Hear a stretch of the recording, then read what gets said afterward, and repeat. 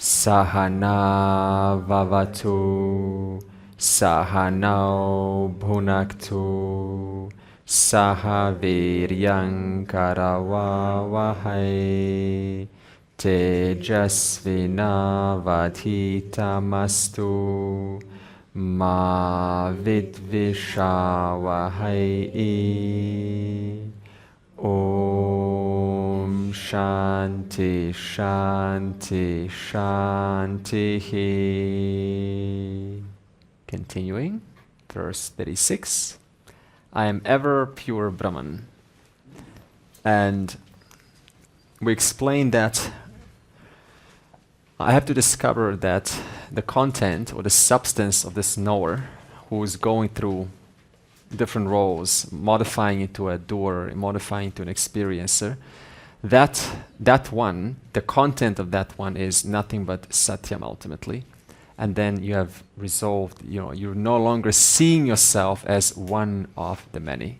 You recognize and you appreciate this one substance apparently manifesting as one little individual, but in actuality that is just an incidental appearance of this one reality, one ever pure, ever free Brahman.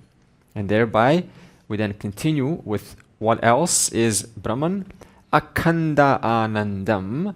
And this Akhanda means uninterrupted. So you are uninterrupted happiness. So what is a common misinterpretation that seekers, beginner seekers will have? The common misinterpretation will be that when you gain moksha, there will be what? Permanent, uninterrupted, permanent bliss. This is what we want. My teacher has told me that when she was doing her 3-year course in the 1990s, she was at 3.5 years. And even then, and it was mostly all Indians, I guess, at that time, most were disappointed. Not most, but there was a number who were disappointed because they came there to kind of get this bliss, this Sat-Cit Ananda bliss. And some of them said, now that we know that Atma is, limitless, we know this. So why are we learning Sanskrit? Why are we learning these verses? Why are we here for? What are we doing? And so they were still operating at this sort of, now Atma is just ordinary kind of, down to earth, everyday awareness that is present to all of us. Now let's just leave. So they're still not connecting to the implications of recognizing that you are free and not bound to this one individual.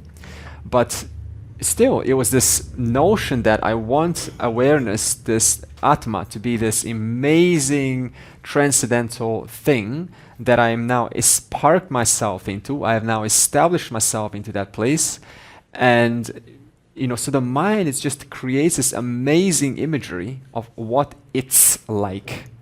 And this you cannot talk to because it is such a strong notion. As I said to you perhaps at the beginning, some person was asking me, so what is moksha? And I said to him, moksha is recognition that what we're speaking here, that your truth is the whole thing of the whole universe. And you have to come to that through knowledge, through understanding. And he said to me, no, that's not true because you have to be blessed, you have to be given moksha by one who has a siddhi. So the guru must have a siddhi, a special power, and they must kind of infuse it into your whatever, your mind, I don't know what they want to say, and only that one can give moksha, and that is it. So I told him using rationality. He wasn't buying it. He says, no, I said it before and I said it again, only a one with a siddhi from a different loka, who can give you this moksha. So when the mind is sparked in this idea, whether it's bliss or whether a guru is supposed to give you this moksha, how do you deal with this? What's the best way to deal with this? It will also get over. What? Whatever he is giving, Yeah. it's also time bound. It's also done by. But how do you communicate with these individuals? How would you communicate? What would you say, if anything at all? She hugs. Yeah, I don't like to say names, but I just like to be very general. And I thought at that time, right, that she will, when she hugs me, I will gain, some kind of an experience, some moksha. And I got a hug, almost broke my neck because there was a long line. So it's like next. And I went twice, and I got this little secret mantra. At least I thought it was secret at that time. It's basically Aham Brahmanasmi. It's not secret at all. And my mind was totally convinced that I'm going to get something. Now, if some person, like one of you, told that Andre at that time that Andre, she cannot give you anything. It's just a little bit of affection, a little bit of placebo, and however you want to call it. And maybe some people say energy. I don't know what that means. I would have not listened to you. Right? Not ready. So what would be your best bet? Goodbye. Carry on with your thing. Carry on. Just carry on. Keep doing your thing. You'll come to this path anyway. Yeah, planting the seed. Yeah, good. I like this. So planting the seeds. So no effort goes wasted. That's why I don't like to sort of put labels on these things. They are what they are. They are nice stepping stones. They're wonderful stepping stones. They're all truly, truly useful. There was another lady in Tirumavalai, I'm not going to say her name. She looks at you. She's transferring enlightenment to you. And I was looking like, please give me. This is how the mind thinks at that time. Did I need that? Yes. Because if that didn't happen, I would have felt like, no, I need that. That was a genuine need at that time. Yeah, see, this is very good you point out. And this is what goes back to what Daisy was saying, is that if you had total choice to remove these patterns, we would have done it yesterday. Yeah. That's why we say there's an intervening factor called Ishvara Kripaha, Anugraha, Ishvara's grace. There's a certain time, it doesn't mean now, let me just wait. That's a different story. But in my participation and giving, there's a certain period that has to take its course. And until then, all I can do is just be sincere and do what has to be done. But that period I'm increasing the chances of that period ensuing, of fructifying. That's the difference between hearing this whole thing, it's all just scripted, and going, okay, it's all just scripted. Come. And the second is, it's all, it's a play. And in that play, I'm doing my part. Deliberately, getting educated, exercising my choices. Trying something different. If it's not working, let me try something different. If a communication between you and I is not working, I will adjust. I will speak slower, faster. I have to. Otherwise, there is no exchange that's going to happen. So in that sense, there is a participation. But going back to the original thread, you can see how all of these small things, they played a huge role in your part. So end of the day, when we just do our little namaste, we thank every one of these participants in our life. No matter how cruel or unfair or whatever happened, they really played a huge part in your life. And that's freeing. I'm saying this because it's freeing to come to that point that they were genuinely your saviors in disguise. Your little agents going, let me poke you, poke. And it was not pleasant at that time. But now you are the person who you are right now. Why have you found Vedanta in the last 1 year? Or 2 years, or in the last 5 years, and not in the last 10 years? What happened? Something happened. You went through a journey, and suddenly the mind was able to accept some person talking about wisdom, whoever, Swami or some teacher. You were able to pay attention. That's Ishvara's grace.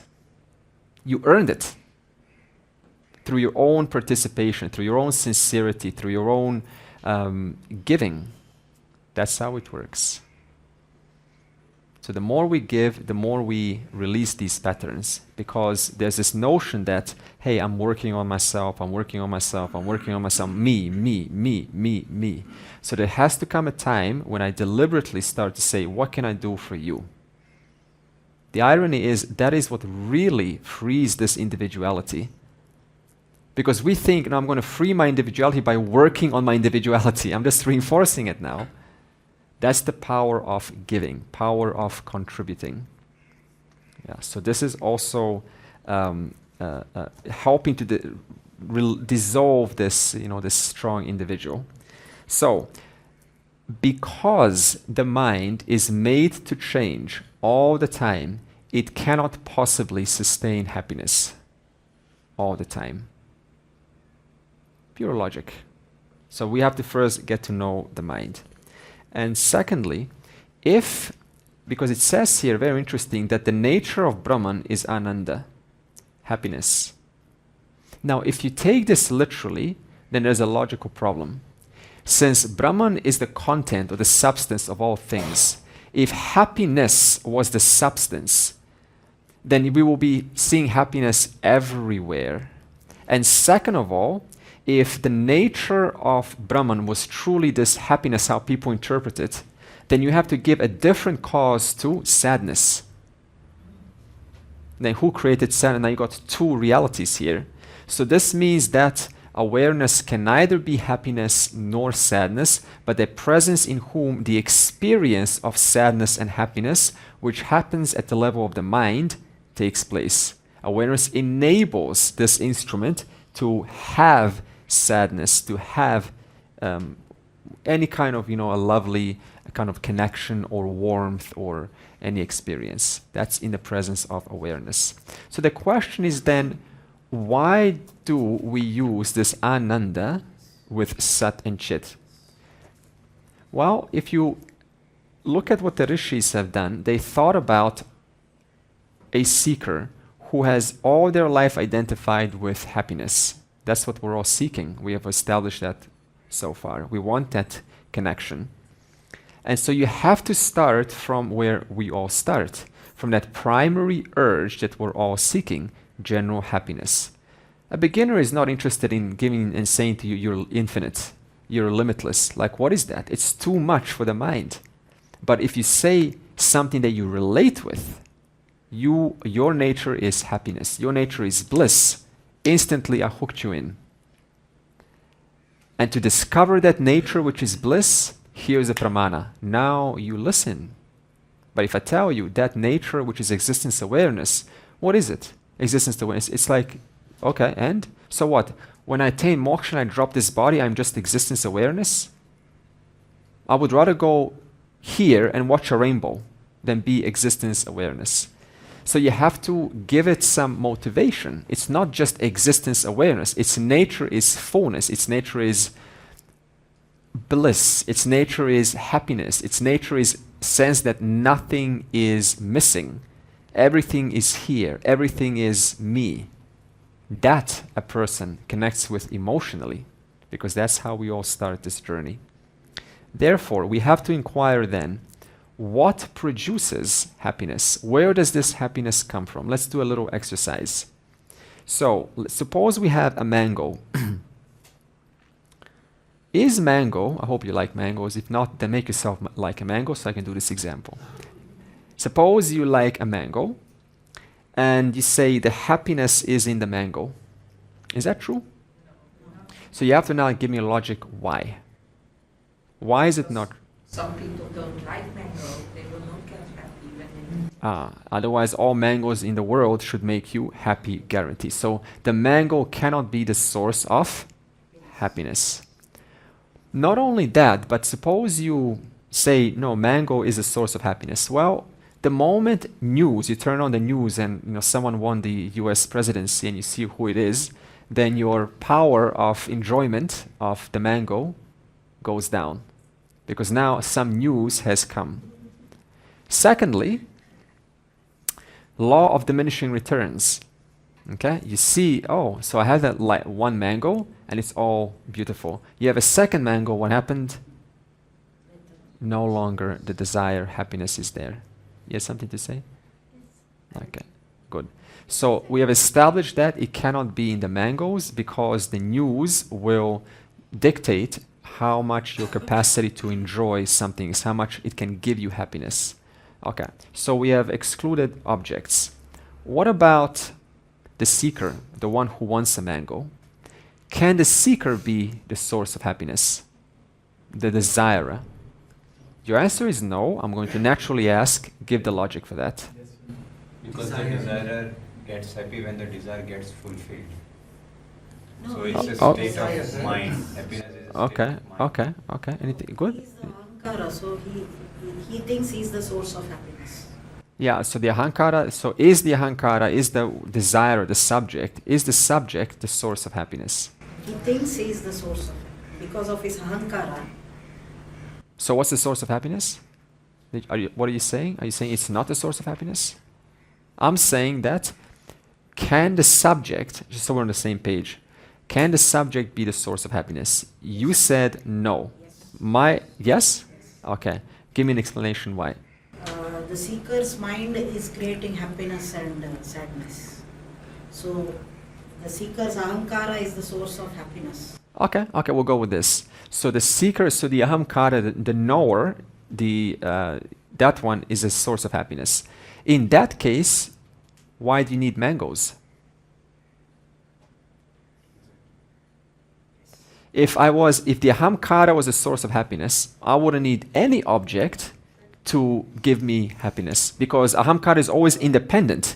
It should then by default have always happiness with it. Happiness happens if the subject and object merge. Yes. Okay. Yeah, but the desire hurts. Yeah. That gives the rajas energy that the desire not Yeah, being yeah, fulfilled the- hurts. So desire is not something you want.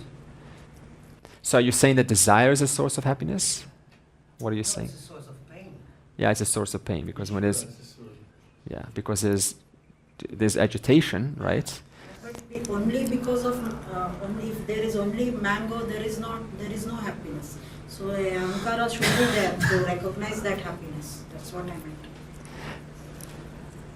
Ahankara should be there to recognize, or the only mango cannot give you happiness. Yeah, but that's not the question now, that ahamkara should be there. We're specifically asking, is the knower or the ahamkara the source of happiness? The answer is no. Why? Because since it's always by itself, it should be happy.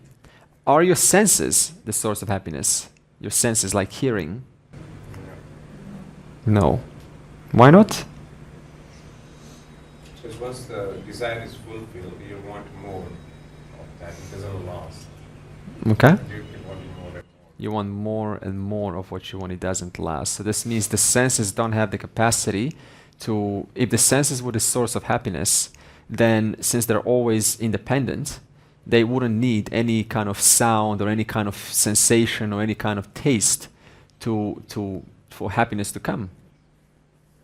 So then what is the source of happiness? Now, as someone said, as Simon said back there, so when the subject and the object come together, then there is a resolution of the desire for a particular object. And in that moment, what happens is, I no longer have this agitation, which is denying me my nature as fullness. That agitation, like ripply water, is no longer there. So for a moment, there is a touch of my fullness, which that fullness manifests in the body-mind as what we humans call happiness, Ananda. Now, when ignorance comes to the equation, what does an ignorant person, or we'll call him just an ordinary person, it sounds like an insult, ignorant person, ordinary person, how do they then navigate, how do they use this to live? They keep on bringing objects together and trying to extend that happiness for as long as possible. Now, because we are so used to bringing the subject and the object together, and that is our only means of refuge of happiness, and we all want happiness, then we impute that and we say, now if I go to heaven, I also want to do what? Merge with Krishna. The subject wants to merge with the mango.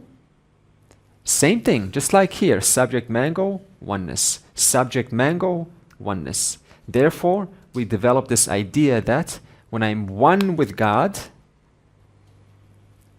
there's no desire. I am now happy. And they're right. That's the irony. They're right.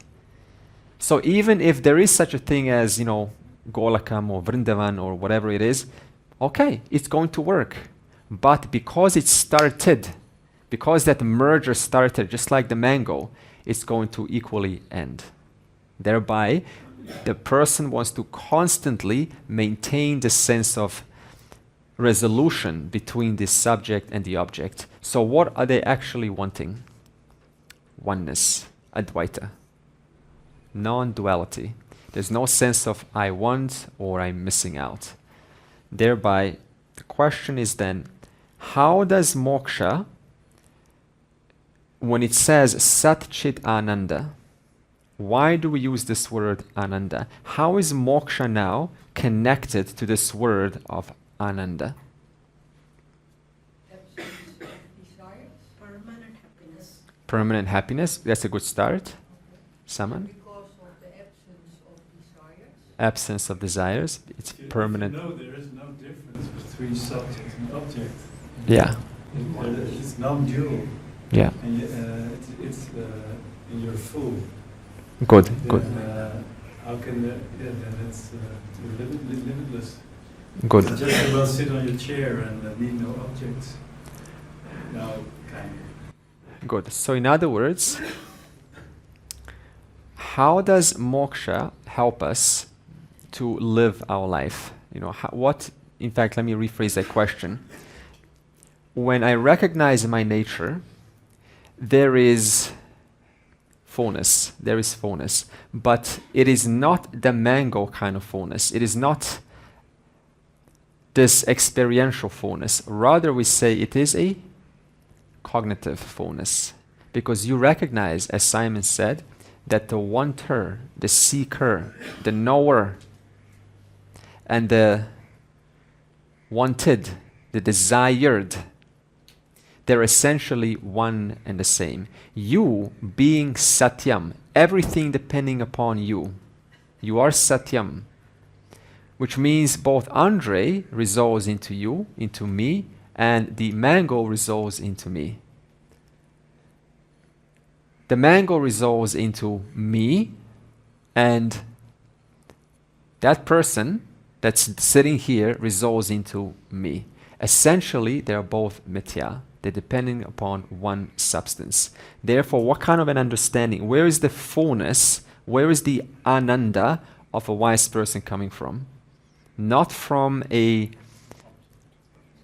object, not from the seeker, but from the mere cognitive recognition that there is essentially no difference between the two. Thereby, I can now appreciate things as before. I can still come together, but it is all just a play of names and forms. And that's the beauty of life. Advaita allows you to live freely and still at the level of the body-mind, because you've got habits. Your body has desires. Your body has inclinations. It has values for what is worthy of pursuit. That will continue. And that is a healthy individuality, because we keep saying a healthy individual is the one who contributes, the one who gives. For that, you have to have a desire. A teacher has to have a desire to teach. The wise person has to have a desire to help someone. So we're not getting rid of desires. It's not like we're saying now desires are gone. Desires happen at the level of the mind.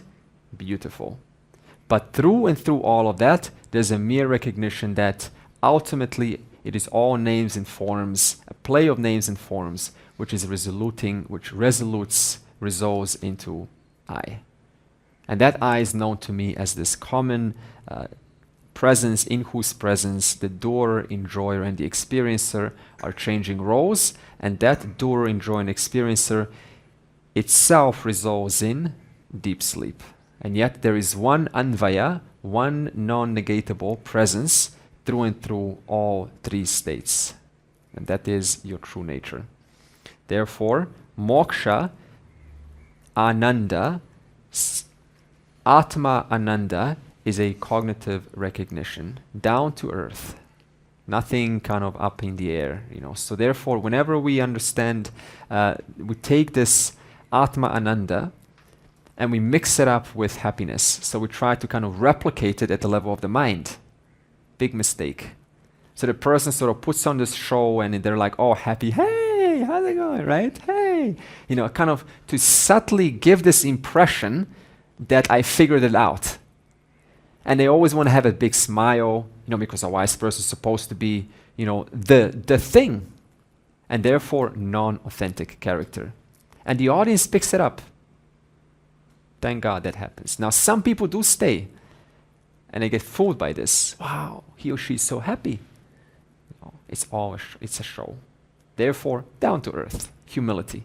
Yeah, I was thinking that in moksha, because you realize you are not a person, you don't take things personally, so you do not get hurt by the other. You can see that what the other is doing and saying, it does not cling to you, it does not touch you, it does not hurt you. Because we have grown up with certain insecurities and some inclinations to feel hurt, because you have a human heart, so you may feel hurt. That's fine. If you do feel hurt, that is okay. We're not saying that you never again, if I say this to you and you're like, oh, so what? So what? I'm impervious to all of this. I've seen this before. But if you really do have empathy, which is a natural human emotion, you will feel hurt. But not as much as before, because you don't take it personally so much. Like, oh, that hurt. That criticism, that spike, that little, knife, it hurt. But quickly one recovers, able to recover, because it's not so personal anymore. Okay. Recovering period is less. Yeah, they say, Swami Paramarthananda, he says the frequency is a lot less, the duration is shorter, and the intensity is lower. Before, someone, bites, and then that stays for 1 week. And then as the person's mind becomes more and more mature, the bite, how frequently I get triggered, that reduces, number one. The frequency of being triggered by the world, by people's faces, by the news, by the media, by the politics, even that, you understand, it is a play of name and forms. So no longer do I kind of have this, this is so bad, and if things are falling apart, it was always a mixture of good things and not so good things. So the frequency of being triggered reduces. The intensity, that whole that big, loud, emotional response, that comes down. Because the intellect is working. It's a deliberate intellect. And the duration, someone says something, the duration simply shortens. You're able to continue your things, even though something happened yesterday. You're not so affected by those stories. But don't think that one is invincible to human emotion, to pain, to suffering. There was suffering that happens at the level of the body. Go to the dentist without injection. Mr. Wise Person, I'm impervious. It's so easy, I tell you, to speak like this. I am so impervious, nothing touches me. But when this body gets sick, I get reminded, intellect gone, thinking gone, values, I can't even have energy to think about what is the right thing to do. But see, even, as an adult, as you grow up, you kind of, you have a different relationship to pain. So it's not just because you have knowledge. But naturally, as kids, one little cut, the kid cries. Now, as an adult, he cuts, it's just fix it. So we mistake this, I'm wise because I don't care. It's just a thing. So it's a mixture of things. So we can't quite attribute, just because a person is not moved by things, they're not triggered by things, that's because owing to wisdom. We said there's only one way to tell who is wise. My understanding with what is, that vritti is aligned with what is. There's no discrepancy between the vritti in your mind of this metal cup and the metal cup. If my mind is creating metal cup and it's superimposing silver, or kind of it doesn't see completely, or it superimposes bad because it's got memories of drinking from a metal cup 5 years ago and he drank some poison. And now that poison has been superimposed over the cup. That's called snake. And therefore, that vritti has to fall away so I can see this as it is. That's why Atma is Vastu Tantram. That means it doesn't care what I say about it, because it is what it is. So I have no choice but to align my vision to what is. That's the nature of knowledge. Because Atma is something to be recognized. And I have to recognize it exactly as it is. There's no discrepancy. And one example of that is, it's not a blissful experience. That is a vritti that is misaligned with Atma. So we have to bring it forward and say it is of the nature of fullness. Which means that even when now you are full, that's a fact. That's called knowledge. But then a beginner seeker is going to say, no, I'm not full. Why are they saying, no, I'm not full? Why are they saying that? Because they want an experience. That's why they're saying I'm not full. And Advaitin recognizes I am full.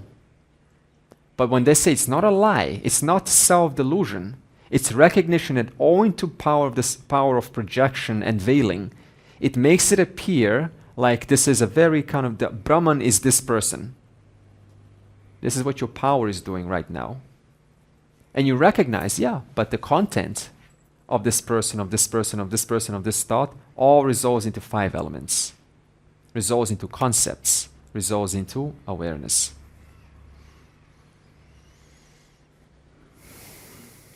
Okay? And then moving forward. Contemplation on Brahman removes ignorance.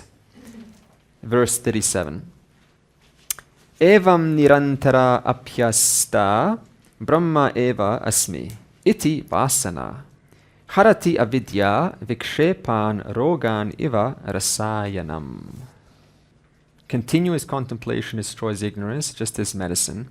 So, look at medicine. You know, medicine is a good thing, isn't it? Our science has come a long way with medicine. So medicine is healthy. But suppose I give you medicine overload. An excess of that medicine is supposed to help you. Is that going to help you? No. We call that information overload. Learning, learning, learning, learning, but not contemplating on it. How does this apply to my life? So this means a lot of listening becomes poison. As though poison, because it's too much. Similarly, medicine you take with the right frequency. Not only right dosages, but right frequency. So if I take knowledge too frequently in, it too becomes poison. Because you don't have the right time to assimilate all of this. There's a life experience. This is what we mean by Ishwara's grace. I can't speed things up. Seasons take time. Spring, autumn, winter, summer. The flower takes time to unfold. Therefore, there is some waiting period. And what is this medicine in Vedanta? We call it, first of all, Shravana. So Shravana. Let's talk about medicine. Vedantic medicine. Okay. So Shravana, which most of us have heard, Shravana, in Sanskrit is actually Tatparya, Nishchaya. Nishchaya. So it's not just listening. You don't just listen to this. But what are you doing while you're listening? You're sincerely wishing that your knowledge is firm, nishchaya. That means it's not just a passive experience. You have sincerity. I want to get it. Remember that life or death that we had, life or death situation? What would make it a life or death? Therefore, while listening, I am going, okay, this is 10 days or whatever days you're staying here. I am going to have my life transformed through this. I sincerely want to understand what is being said. I want this vision to be communicated to me. My life is busy. I don't have a lot of time, but I have these 10 days. I want this to help me. So you take that assertive call, assertive affirmation that changes are going to happen, that changes will ensue.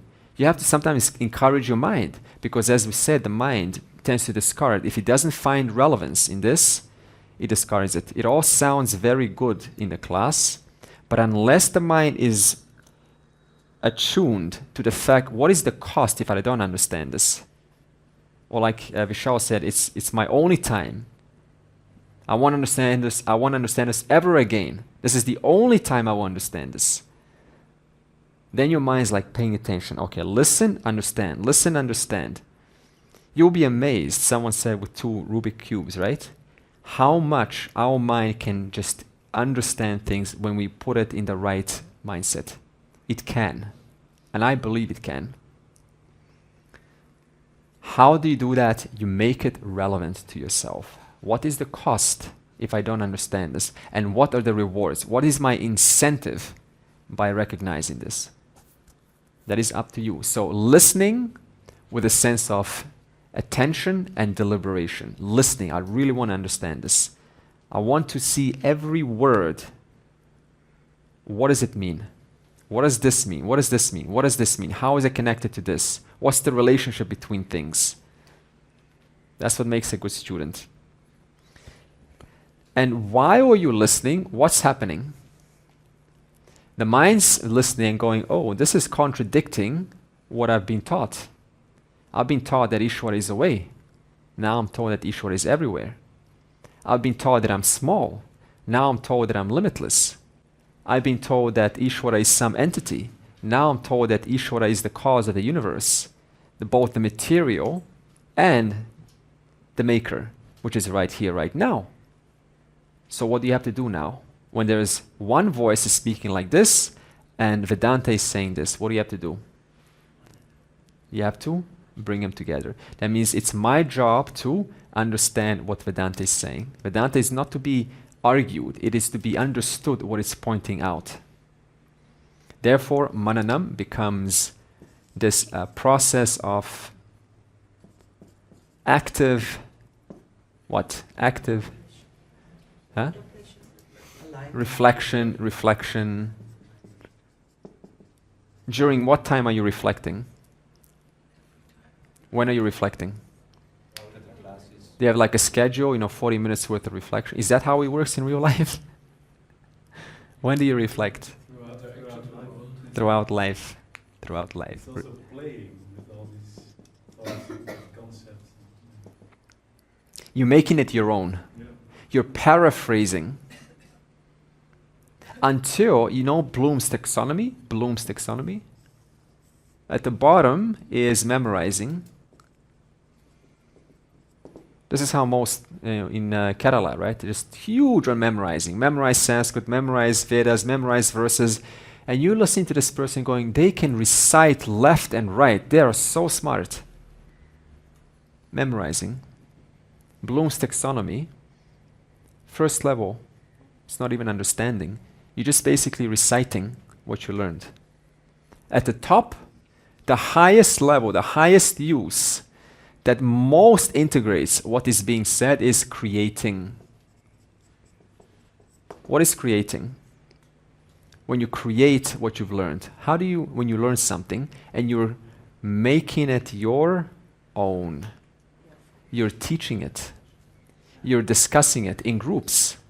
You have to paraphrase and make those sentences your own. There's no chance of just sort of, here's what I heard. What have you understood? Create it. Create your own structure, your own style. Therefore, mananam makes it your own. You see this? I think somewhere here is, an analysis is somewhere here, analysis. So we are taught to analyze things, to memorize things, but I'm challenging you, create things. How do you create things? Tell me. How do you apply this to Vedanta? Simon, last course, took Sanskrit words that we talked about. And what did you do, Simon, with those Sanskrit words? Oh, I wrote essays, little articles, Good. in my own words. Well, this goes quite technical, but Yeah. I played with it, I thought about it, combined it, listened to Andre and the other sources, of course. And, So in other words, you memorize what was learned, you try to understand the relationships, you analyze the relationships, and then through all of that, you created something of your own. So there's one section on the website which challenges you to tell new people why Vedanta is so important for my life. Okay, good. Why is Vedanta so important for your life? And my creation is the website itself. Yeah, so he created the website itself. Yeah. And my creation is Ishvara's. Yeah. that's Yeah. nice. Connecting Vedanta with real life examples. Good, good. You're thinking about connecting those. Another good way is AI. Today you can just input text, chapter 1, and you say create 5 questions according to Bloom's taxonomy. This is called Bloom's taxonomy. So Bloom is from Europe. He studied all about learning. What makes maximum learning effective? So created this hierarchy. So if you ask, create 5 questions according to Bloom's taxonomy, it's going to use his model and create different kind of questions that target your memorization, target your understanding, target your analysis, target your ability to connect the dots. It will target all areas of the brain. And if you answer them, you have gotten quite a solid foundation of the concept. I do this all the time now. I guess you used it for our question list, I guess. Yes, so the questions that you have, you see this? Of course, I edited it a lot. It was 3 hours to edit. But the point is, it gave me a nice template to work with. I hope you're enjoying the questions. Yeah, I know some of them are not so good, but some of them are excellent, right? It's like that with anything. Even after the class, we can contemplate on the questions itself. Yeah, you see this? Yes. Excellent. You create by going on this dialogue. So it's all creation. Yeah, If you answer questions. yeah, yeah. And also creating your own questions, that is also creating. Because to create a question, you have to connect the dots and then create a question out of that. Another good point. So again, the question is, how will you create? Why am I asking this? Because creating is the absolute highest use of brain capacity. Induces the maximum amount of understanding at the top of the top level when you create something. It's really nice. So creating a clear image of what I don't understand. That's really nice. Yeah, yeah. Another good thing is, I love to do this, is you take some symbol, like some teaching, and then think of what symbolism would I have to apply to communicate this teaching. Like how would I communicate that, there is, in the presence of awareness, there's 3 bodies. So Morita has this example. You have like a sun shining, and then in the center of the sun, you can put like 3 bodies. Right, so that tells you that the light is shining through all 3 bodies. So whatever happens at the level of the body, it is illuminating the presence of one awareness. So like this, it makes you think, what will I have to do? Even creating mind maps of the teaching. Mind maps, yeah. Because your brain works like a mind map. That's why they're so effective. Your brain has dendrites. Dendrites are connected to other through axons, and it creates a network. And so when you create a mind map, you are literally replicating exactly how your brain learns. Okay. So mananam, that's doubt removal. And an example of this is during the time of Buddhism, there was Shunyavada. Shunyavada is the theory that there's no substance to anything in this universe. And this started to flourish, this teaching, that everything is empty, it has no substance to itself. Now, this created the doubt in philosophers, in other kinds of philosophers. And they said, well, if everything is reducible, and there's no ending to it, then that means there should be no world right now. Because there's no substance. The fact that I see a world, I can't entirely say it is empty. Because I see something is experienced. So there has to be some substance to the world. And so they said, you can't be just na iti, na iti, na iti, na iti, not this, not this, not this, not this. Then they come in and say, there has to be something other than, some final building block. And so they come to this teaching of Satyam, which is Sat and Chit. Another example of Mananam is Adi Shankara having by the rivers, the Ganga, discussion with Mandana Mishra. Now Mandana Mishra was a Purva Pakshin who saw the Vedas as a means of rituals to go to heaven. Whereas Adi Shankara recognized the culmination of these Vedas is to use these rituals to help your mind, to make your mind qualified, adhikari, to the point where you can come to the final section, the culmination, the Upanishads. And the Upanishads shows you that you are the truth of the whole thing. And there was a debate. And so the stakes were that if Adi Shankara loses this debate, then he will have to renounce his sannyasa, which is a big thing. And if Mandana Mishra, who had a wife, loses, he would have to leave his wife and take on sannyasa, which is a big stake. Ubhaya was the wife's name, if I remember. Ubhaya Bharati was her name, and she was the judge. She sat down with objectivity, and her job was to see who is more convincing, her husband or Adi Shankara. So she had to put aside all of her love and and her preference and bias for her husband. Otherwise, doesn't matter what he says, I'm going to opt in for my husband. So imagine how strong your objectivity has to be to do this. Anyway, after some days of mananam, of discussion, of reconciling and trying to figure things out, Adi Shankara had the upper hand. He was more convincing, and he won the debate. This is debates, mananam. You are having debates with your own mind. Your own mind is Mandana Mishra, and another part is Adi Shankara, and they have to constantly debate to figure out for yourself what is the final truth, to make it your own words. If it's teacher's words, it's still not yours. So what will it take for those words to become yours? What do you think? What will it take for teacher's words to become yours? Mananam. What else? When you create it in your language, your understanding. Excellent, excellent. Perhaps those who do stay here, perhaps I will use finally this microphone and ask us to say something, whatever part you want to share, some teaching, some maybe 1 minute or 2 minutes, and you're creating.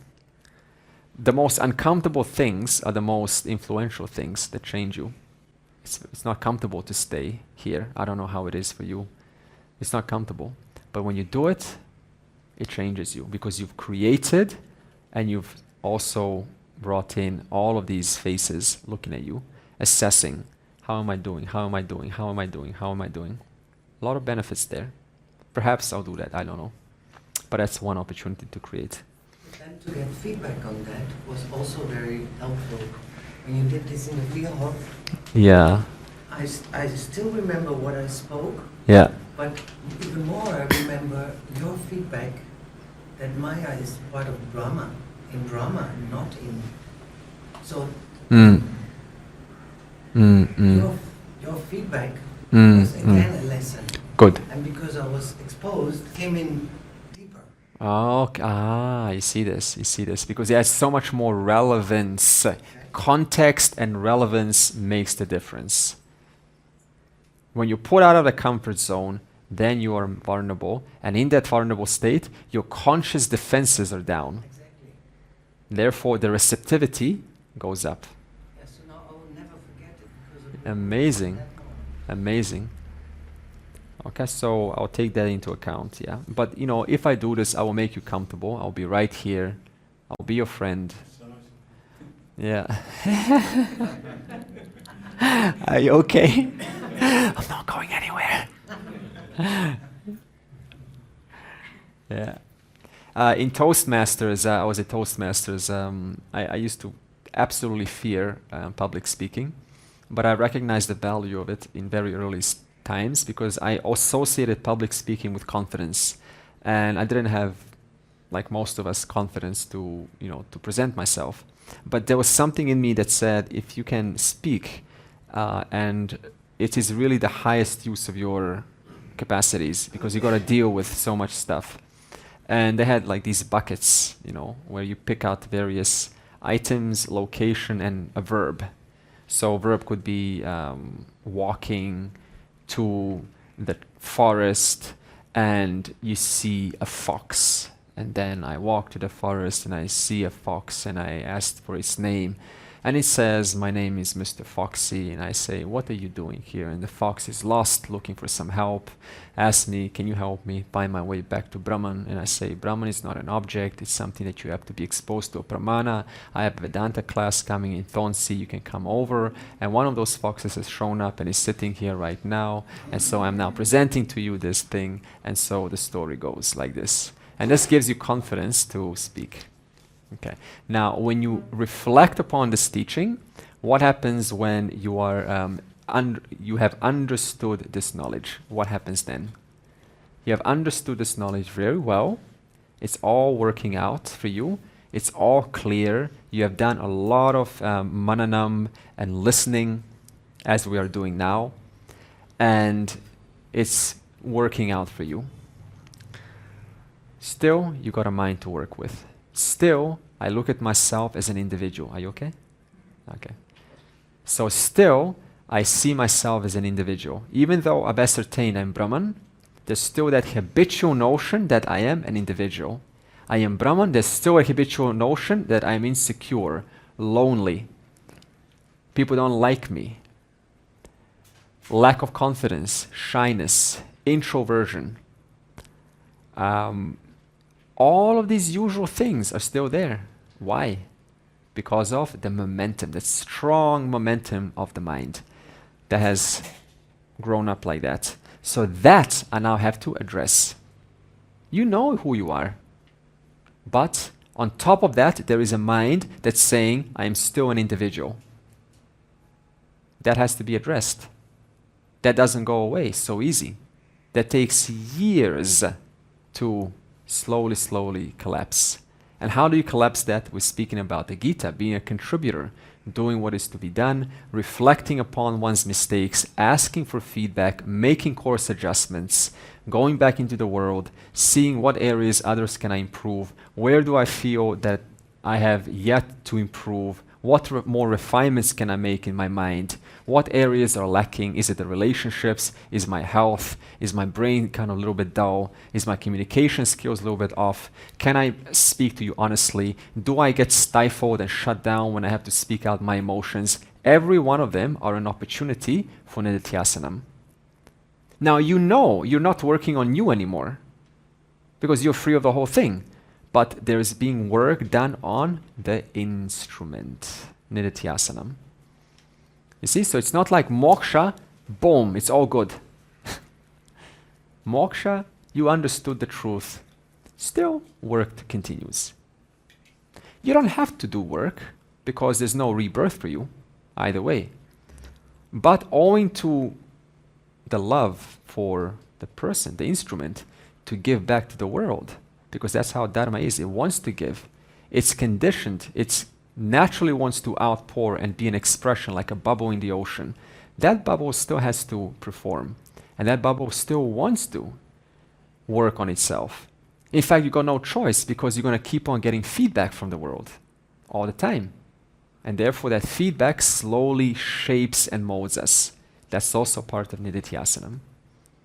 Why am I saying this? So that the person doesn't mistake and say, oh, because I'm still seeing myself as a person, I'm still thinking in my old ways, I'm still, carrying myself as an insecure individual, therefore I haven't understood. That's a trap. And then what happens is the person just keeps on working on themselves, and reinforcing individuality. The biggest change that comes for an individual is when they change their role from major consumer to now majority contributor. That's one way you can really tell. You know, how this transformation has caught you. And you don't get tired. There's no fatigue because it's coming from just giving, pouring outwards. There's no sense of, oh, I'm giving so much to you, not giving anything to me, I don't want to give anything to you.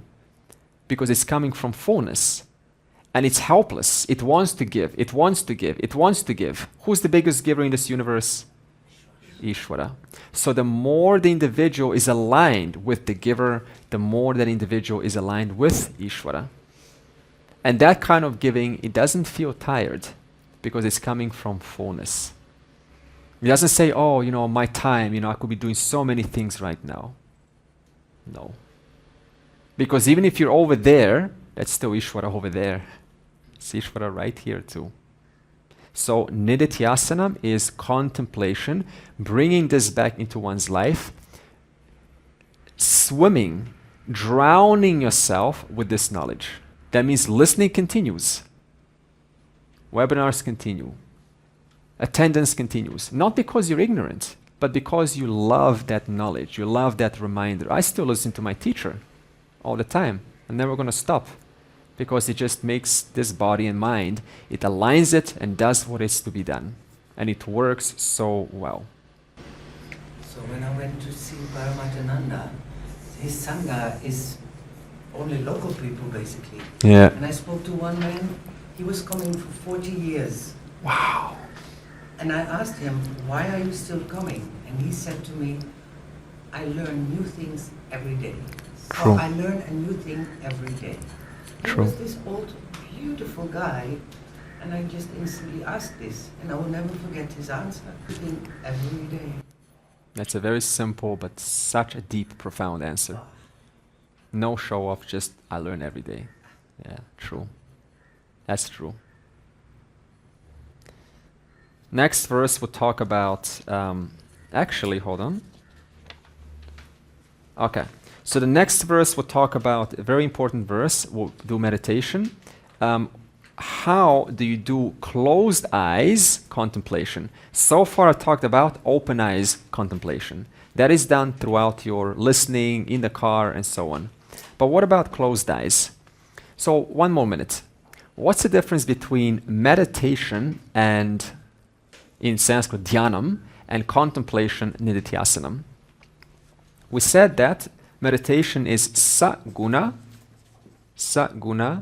Brahman, Vishaya, so the subject matter, Manasa, Vyaparaha. So the Vishaya subject matter is Saguna Brahman, which is Ishvara, and it's performed by the Manasam, it's performed by the mind. Meditation. What is meditation for? It is to reorient your personality. It's to polish your personality up. It is to relate to Ishvara, to bring Ishvara into your life.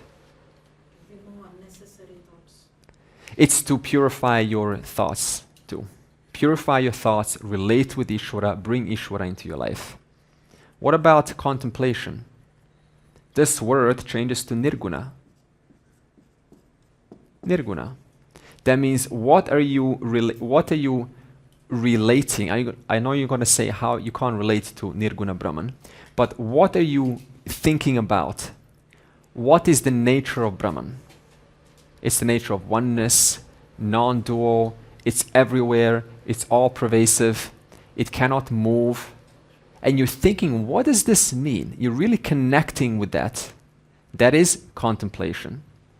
So, in this sense, we will explore the process of closed eye nididhyasanam in the afternoon, in the next session. We'll close our eyes and we'll go through nididhyasanam, and you will be guided through this nididhyasanam process. This is coming up.